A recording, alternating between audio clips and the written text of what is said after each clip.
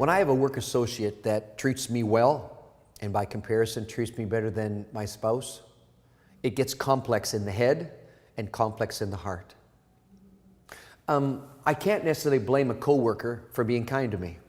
You know, a secretary for being thoughtful and knowing what my coffee is and bringing it to me or whatever, you know. I can't fault people for being kind and gracious for who they are. But I also have to be careful that I don't start to need that attention, that I can't differentiate between the fact they're just being nice and even they're more pleasant sometimes when my spouse is. I have to keep those in different categories.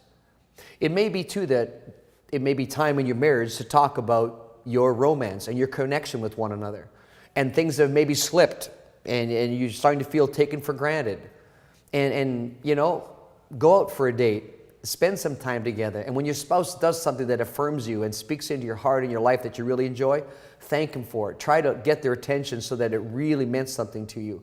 And accept that there'll always be people that are friendly and kind or different in some way than your spouse. And you hit it off with them, or you have a certain chemistry with them. But there has to be this incredibly guarded, safe place that is only there for your spouse. And when you feel that rivalry, make sure you put some boundaries up if needed. Make sure you talk to a friend about it. And then just look for ways to encourage your spouse to love you in a way that your needs are being met.